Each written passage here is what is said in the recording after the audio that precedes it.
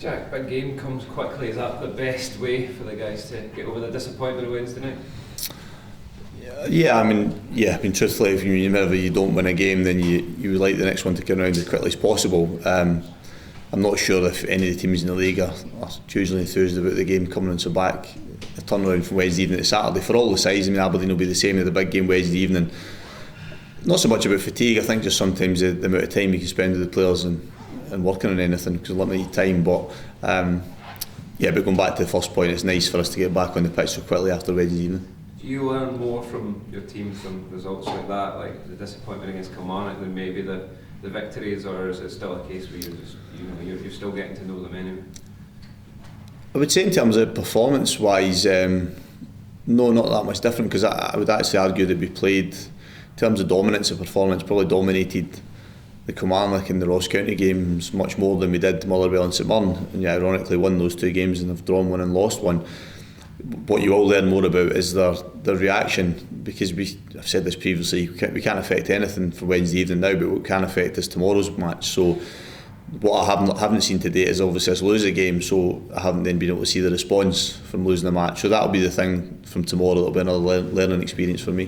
When you look to the team's results, everyone will have noticed the fact that the Hibs have been taking leads and not holding on to them. How disappointed are you to see that continuing, and is that your biggest priority to try and sort that out? Well, I think it's remiss to say that we're not aware of it, because I think it would be naive to just gloss over it, because we know that if we had been better at it, then we would be in a much better position.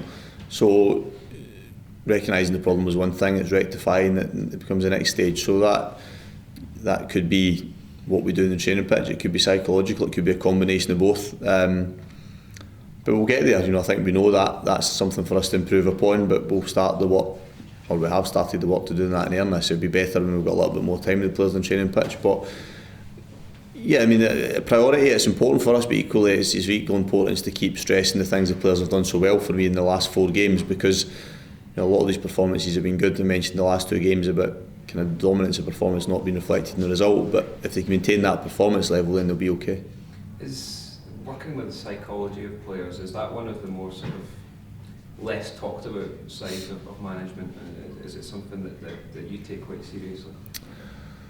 Yeah, I mean, I think things tend to be cyclical at times, and I would suggest that in a certain generation people looked at the man management skills of managers as being the strongest aspect, and then there was maybe this a generation that came in that was all about coaching, and maybe now we're a hybrid of the two. Well, I think there's a recognition that they're of equal importance, or maybe one is of slightly more importance than the other. But I don't think that it's a new thing. I think if you look back at, certainly I grew up kind of watching football in the 80s and 90s, and the managers that were successful in that period, how they're revered for their man management, and they didn't not know anything about psychology. It was just probably termed as something different. And so it's a hugely important part of, not just football, it's a hugely important part of elite sport. So something I've always been interested in for a long time, and I've tried to learn more and more about it. But equally, I suppose there's an element of that you rely on your own natural instinct and gut, and that's maybe why people become managers, because I think you have to have that feel for how players are feeling and how they're thinking, and obviously then try and get the best from them. Every manager will take the parts from their playing career, the managers that they work with that they like the best. What approach and whose approach did you always enjoy as a player? You asked this quite a lot, and there was never one manager that I aspired to be like or the same as. There was managers that I worked under that I took little bits from over the years, and maybe without realising it at times as well, good and bad. There's bits that I would have said, I won't do that, and there's other times I thought, oh yeah, that's good, I've used that in the future. So yeah, I've never really had anybody, if you like, I've aspired to in that regard. I've probably just had a certain amount of belief in my own ways of working, and equally then tried to learn as much from those that I've came across over the years. So I think when I've come into management and coaching, you're probably in a little bit more of a fortunate position that I get to spend time in dialogue with those that are either successful managers or coaches, and a lot of the time the information or little nuggets you can learn from there are of more use. I think back to Saturday then, Wednesday night it was Aberdeen, a great comeback, good result against Rangers. Derek McInnes had a bit of a nibble, saying he felt that they'd got a bit of unfair criticism this season. They're still right up there, aren't they? I mean, Aberdeen have kind of been the vanguard for the teams outside of the old firm over the years. Yeah, they've been, over the last few years, they've been tremendously consistent in their league form and the runs they've had in cups recently as well. Like I mentioned in the previous answer about managers and coaches you come across, Derek's somebody that has been really, really good to me since I became a manager at Alloa. I've got a lot of time for him, a huge amount of respect for him, but when we have conversations, a lot of advice he's given me in my short time as a manager has been very beneficial. So and the truth is, the more successful you are, the expectations change very quickly as well. So sometimes you become a victim of your own success in that respect. But he's consistently shown he's a good manager, and looking forward to seeing him tomorrow. Looking forward to coming against him, but so hopefully looking forward to beating him as well. Would you say that what Aberdeen have achieved over the last few years under Derek is what teams like Hibs have to target?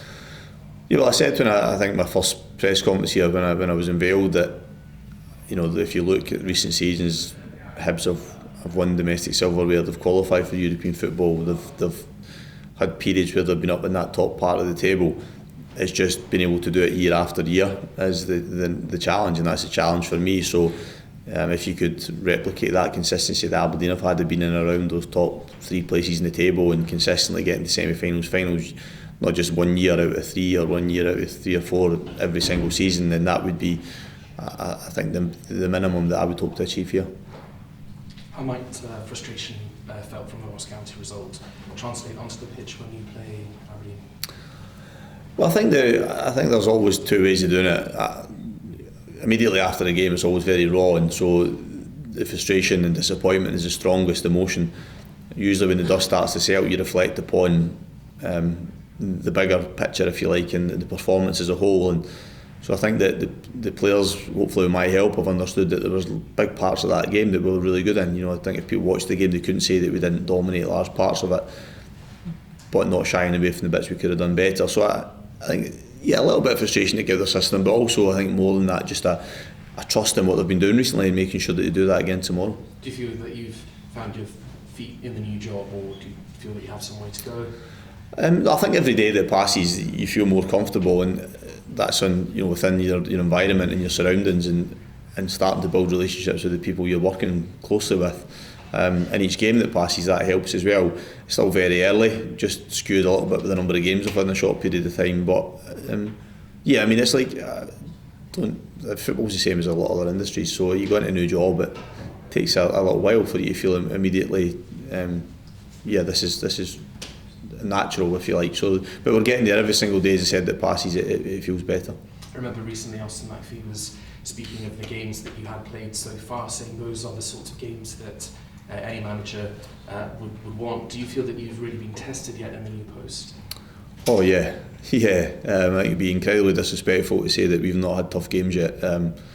Motherwell, terrific side this season. Kilmarnock, where they've been consistently. Someone were very good against us and had been very good at home. And then, as I said, we had a game during the week against a team that is really fighting for points. So I didn't expect ever to be an easy game in the Premiership, and that's been shown to be the case. So no, I make no difference in terms of the challenge between the games we've had to date and the games that lie ahead.